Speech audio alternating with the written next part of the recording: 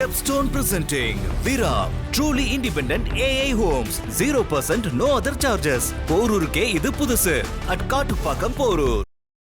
எடப்பாடி பழனிசாமிக்கு ஆதரவு பெருகி வருகிறது. சாராம்சம் என்ன என்று கேட்டால், டெல்லியிலிருந்து இந்த சம்பவத்தை பார்க்க வேண்டும் என்றால் திமுகவிற்கு கண்டிப்பாகவே வயத்தில் ஜுரம் கட்டுருச்சு. இப்போ விஜய் கூட அந்த பக்கம் போயிடுவான்ற ஒரு சிச்சுவேஷன் டெவலப் ஆகிட்டு வருது, ஸ்லோலி ஸ்டெடிலி.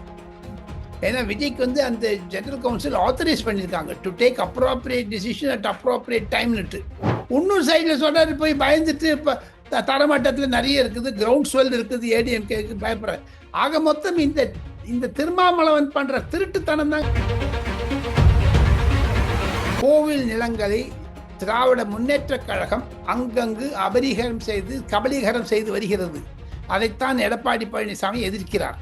கோவில் வருமானம் அரசு வருமானம் அல்ல, சாதாரணமாக எடுத்துக்கொள்ள முடியாது, சீரியஸான விஷயம். இது போன்று பல மாநகராட்சிகளில் ஊழல் குற்றச்சாட்டு வெளியே வருமையானால் இது டாஸ்மாக் கடையை விட பெரிய ஊழலாகத்தான் இருக்கும்.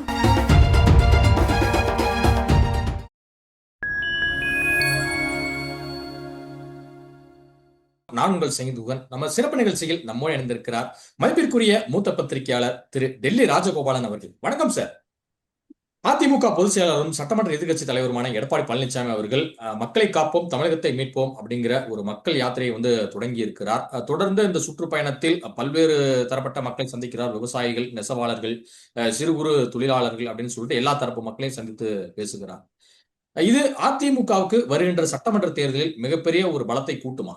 ஃபைன் டைம் மீடியா நேயர்களுக்கும் குகன் நேயர்களுக்கும் என்னுடைய மரியாதைகள். எடப்பாடி பழனிசாமிக்கு ஆதரவு பெருகி வருகிறது. பிரதிதினம் அவருடைய கூட்டங்களை நான் தொலைக்காட்சியிலும் சரி, யூடியூப் ப்ளஸ் ட்விட்டர்லாம் பார்க்குறேன். சில திமுக எம்பிக்களுடன் தலைவர்களுடன் பேசுகிறேன், சில அதிமுக எம்பி தலைவர்களுடன் பேசுகிறேன். சாராம்சம் என்ன என்று கேட்டால், டெல்லியிலிருந்து இந்த சம்பவத்தை பார்க்க வேண்டும் என்றால் திமுகவிற்கு கண்டிப்பாகவே வயத்தில் ஜுரம் கட்டுருச்சு. திமுக பயந்துருக்குது, ரொம்ப பயந்துட்டாங்க. They are taken back. First of all alliance வராதுன்னு நினைச்சாங்க, வந்துருச்சு. இப்போ விஜய் கூட அந்த பக்கம் போயிடுவான்ற ஒரு சிச்சுவேஷன் டெவலப் ஆகிட்டு வருது, ஸ்லோலி ஸ்டெடிலி. ஏன்னா விஜய்க்கு அந்த ஜெனரல் கவுன்சில் ஆத்தரைஸ் பண்ணியிருக்காங்க to take appropriate decision at appropriate டைம்னுட்டு. அவர் பாஜகவுக்கு எதிர்க்க ஆனால் திமுக எதிர் அணின்னு என்று ஒரு மாபெரும் இயக்கம் வர ஆரம்பித்தது என்றால் திமுக தலை தெரியாது படுக்க பை படுக்கலாம் இல்லாத பாய் படுக்கலாம் ஓடுவாங்க, திருத்து ஓடுவாங்க. எனினும் திமுக என்பது ஒரு மாபெரும் இயக்கம். அதில் ஊழல், கட்சிகள் சண்டை, இல்லாம சீஃப் மினிஸ்டர் போய் மதுரை இருக்கக்கூடிய கவுன்சிலர்ஸ் எல்லாம் டிஸ்ட்ரிக்ட் செக்ரட்டரி ரிசைன் பண்ணு சொல்லுவாங்களா? அதை தவிர பாருங்க, KN நேரு போகும்போது அவருக்கு எதிர்த்து அந்த தஞ்சாவூர்ல எதிர்த்து நிறைய கோஷங்கள் போடுகிறார்கள். ஆக மொத்தம் திமுக அடித்தளத்தில் குழப்பம் இருக்கிறது. அதே மாதிரி மேலிடத்தில் குழப்பம் இருக்கிறது. துரைமுருகன் உதயநிதிக்கு பிடிக்கவில்லை, உதயநிதியை பார்த்தால் பொன்முடிக்கு பிடிக்கவில்லை, உதயநிதியை பார்த்தால் KN நேருக்கு மூஞ்சி தொங்க போறாங்க. எல்லாம் ஒரு விதை இருக்கிறது. தோழமை கட்சிகள், திராவிட முன்னேற்ற கழக தோழமை கட்சிகள் அடிக்கடி போய் எங்க பாக்குறாங்க. திருமாவளவன் MK ஸ்டாலின் அதிமுக பயந்தானே. ஒரு சைட்ல சொல்றாரு அதிமுக பாஜக அலையன்ஸ் சரியில்லைன்னு, இன்னொரு சைட்ல சொல்றாரு போய் பயந்துட்டு இப்ப தரமட்டத்தில் நிறைய இருக்குது, கிரவுண்ட் ஸ்வெல் இருக்குது, ஏடிஎம்கேக்கு பயப்படுற. ஆக மொத்தம் இந்த திருமாவளவன் பண்ற திருட்டுத்தனம் தாங்க அரசியல் பெருசா இருக்குதுங்க. அவர் he cannot take it the ADMK BJP alliance lightly. அது ஒன்று. ரெண்டாவது, திமுகவிடம் ஒரு மாபெரும் நெகட்டிவ் பாயிண்ட் இருக்குங்க. பொதுமக்கள் எரிச்சலுடன் இருக்காங்க, நெருப்பா இருக்காங்க. எந்த சமயத்துல ஓட்டு போடணும், எப்படாப்பா மே மாசம் 2026 வரும் காத்துட்டு இருக்காங்க. போதைப் பொருள், கள்ளச்சாராயம், காதல், அந்த மோதல், அதை தவிர கற்பழிப்பு, கொலை, கொள்ளை, இதெல்லாம் பார்த்தீங்கன்னா ரொம்ப லோ அண்ட் ஆர்டரே சரியில்லைங்க. இதுதான் ஒரு கருத்து. எடப்பாடி பழனிசாமியினுடைய விஜயம், அதாவது கோயம்புத்தூரில் இருக்கக்கூடிய ஒரு சுற்றுப்பயணம் கண்டிப்பாக ஒரு தாக்கத்தை ஏற்படுத்தி இருக்கிறது. ஒவ்வொரு செக்ஷன் ஆஃப் இண்டஸ்ட்ரீஸ் பார்க்கிறாரு, MSME பார்க்கிறாரு, அக்ரிகல்ச்சரிஸ்ட் பார்க்கிறாரு. இதன் மூலம் ஒரு பொது நிலவு தெரிகிறது. கிரவுண்ட் ஸ்வெல், பொதுமக்களிடமிருந்து ஆதரவு எடப்பாடிக்கு இருக்கிறது. திமுகவிற்கு எதிரலை ஆன்டி இன்கம்பன்சி வலை வீச ஆரம்பித்து விட்டது. அலை அவ்வளவு பெரிய அலை இருக்குதுங்க. நான் நினைக்கிறேன் அவர் எடப்பாடி பழனிசாமி சொல்ற மாதிரி 210 அடிச்சாலும் அடிச்சிருவாங்க. இப்ப அதே வேளையில் எடப்பாடி அவர்கள் ஒரு விஷயம் பேசுனது வந்து இப்போது சர்ச்சையாயிருக்கிறது. என்ன அப்படின்னா, கோயில் நிலங்களையும் சொத்துக்களையும் பார்த்தா திமுகவிற்கு உறுத்துகிறது, அதில் வரக்கூடிய வருமானத்தை வச்சு இவங்க வந்து கல்லூரி பள்ளிகள்லாம் கட்டணுமா அப்படிங்கிற வந்து மாதிரி அவர் பேசியிருந்தாரு. உடனடியாக இதற்கு கபாலீஸ்வரர் கோயிலில் படிக்கக்கூடிய கல்லூரி மாணவர்கள் வந்து இது எதிர்ப்பு தெரிவித்து எடப்பாடி இப்படி எப்படி பேசலாம் அப்படிங்கிற மாதிரி எதிர்ப்பு தெரிவிப்பு பண்ணிட்டு வராங்க. உங்களுடைய கருத்து என்ன? பொது இடங்களில் பொது வழிகளில் கோவிலுக்கு என்று வரக்கூடிய ஒரு பணம் அது எப்படி இருக்கிறது? உண்டியில நீங்க போடுறீங்க, போய் அந்த உண்டி பணத்தை எதுக்காக போடுறீங்க?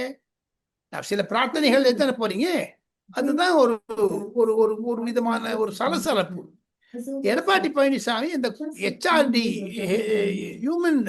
இந்து ரிலீஜியஸ் என்டோமென்ட் போர்ட் சமாச்சாரத்தை பத்தி பேசுறதுக்கு இதுதான் காரணங்க.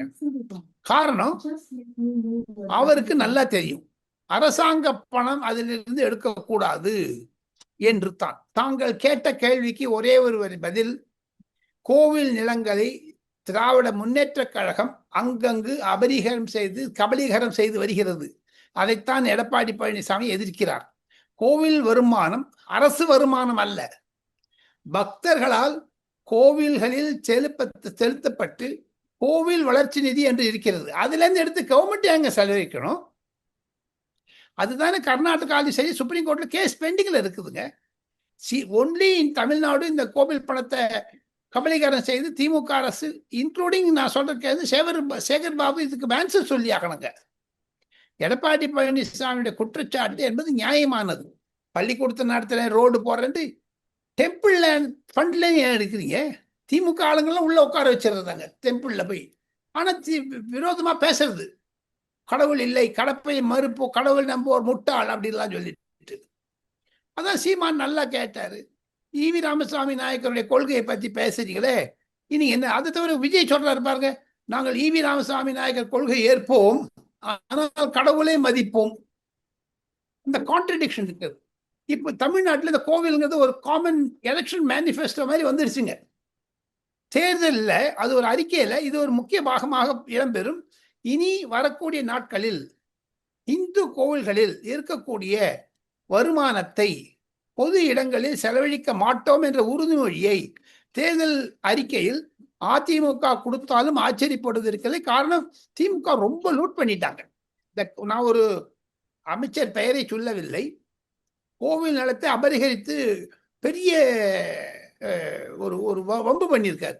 400-500 கோடி ஒரு யூடியூப்ல பார்த்தேன், பிளஸ் ஒரு ஸ்டோரி பார்த்தேன், 2 எழுத்துல இருக்குது அவர் பேரு.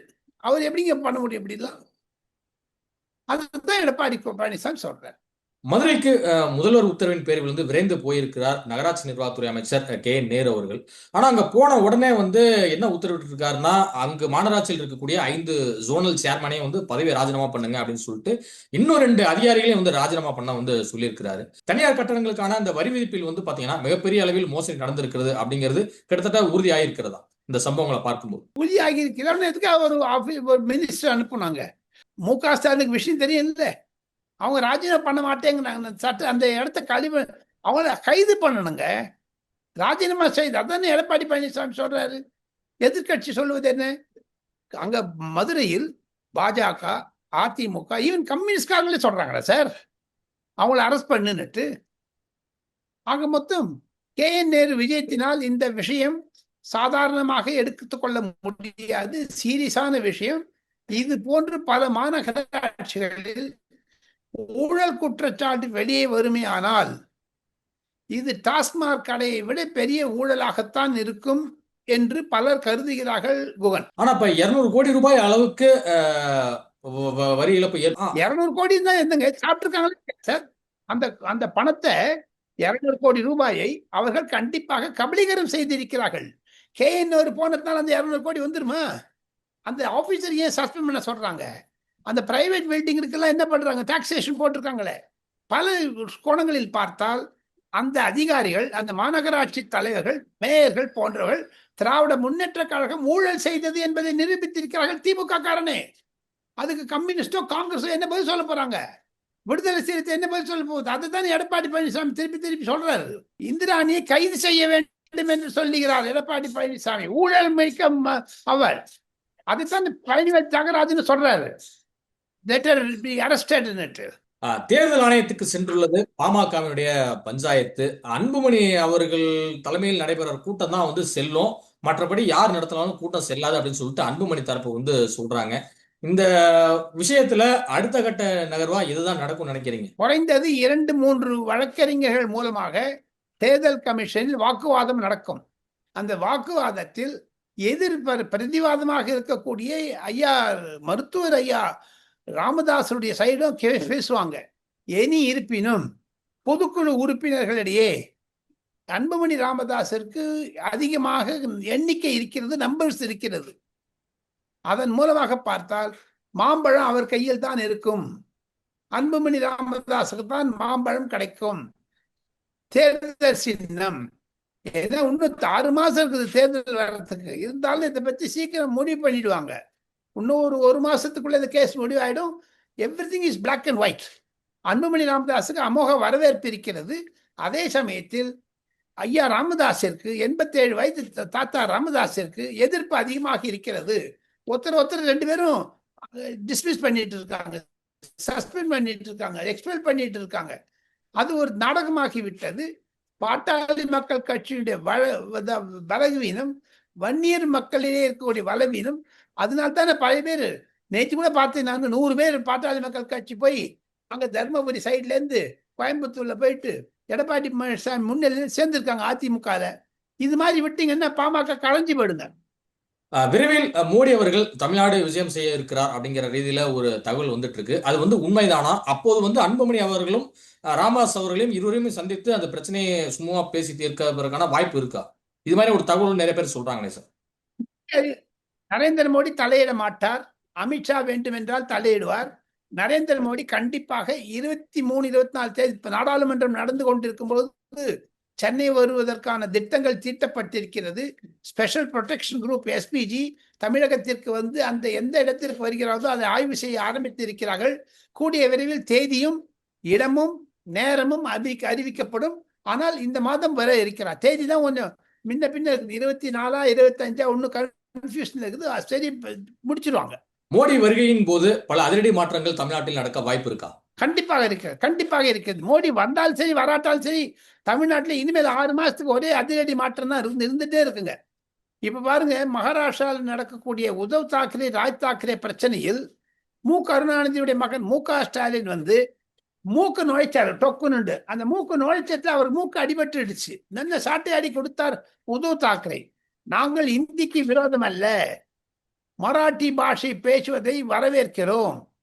அதே சமயத்தில் எங்களுடைய பாலிசி வேற. சாம்னாங்கிற ஒரு பத்திரிகையில உத்தவ் தாக்கரேனுடைய அபிஷியல் ஆர்கன் எப்படி திமுகவிற்கு முறை சொல்லி இருக்கிறதோ அந்த மாதிரி இந்த பேப்பர் அதில் எழுதி விட்டாங்க. ஸ்டாலினுக்கு மூக்கோடப்பட்டது.